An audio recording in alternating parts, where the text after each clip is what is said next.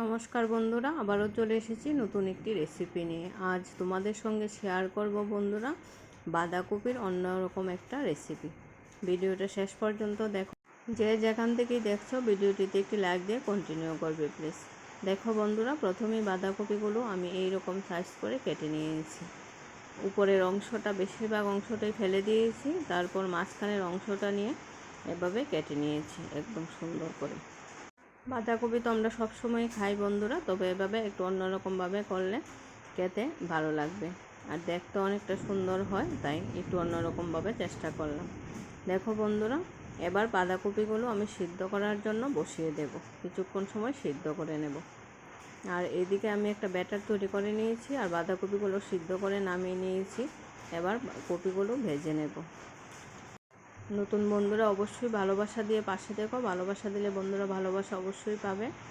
আর যারা যারা ভিডিওটা দেখছো সম্পূর্ণ দেখে তারপরে লাইক কমেন্ট করো প্লিজ। দেখো বন্ধুরা, এগুলো ভাজার জন্য বসিয়ে দিলাম।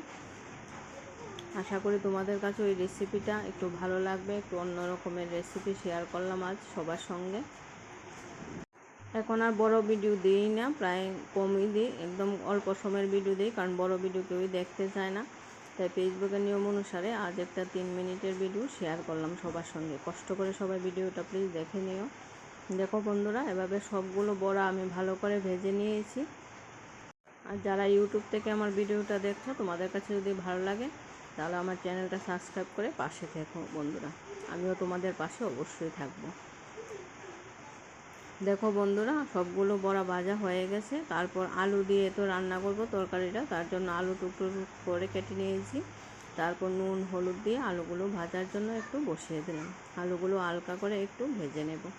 দেখো বন্ধুরা, আলুগুলো ভাজা হয়ে গেছে, তারপর নামিয়ে নিলাম।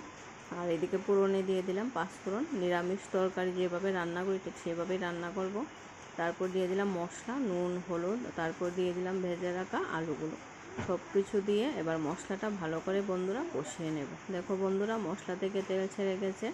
এবার দিয়ে দিলাম পরিমাণ মতো জল। এখন জলে বলক চলে আসলে তারপর গ্যাসটা কমিয়ে দেব, তাহলে আলুগুলো একটু সিদ্ধ করে নেব প্রথমে, তারপর বড়াগুলো দেব। দেখো বন্ধুরা, আলুগুলো মোটামুটি সিদ্ধ হয়ে গেছে। এখন একটা একটা করে ভেজে রাখা বড়াগুলো দিয়ে দিলাম, কারণ বড়াগুলো দিয়ে আর বেশিক্ষণ জাল করব না, তবু 5-10 মিনিট একটু জাল করে নেব, কারণ বড়াগুলো তো বেসন দিয়ে ভাজা, তার জন্য। আর না হলে ঝোলটা পুরোটাই শুকিয়ে যাবে।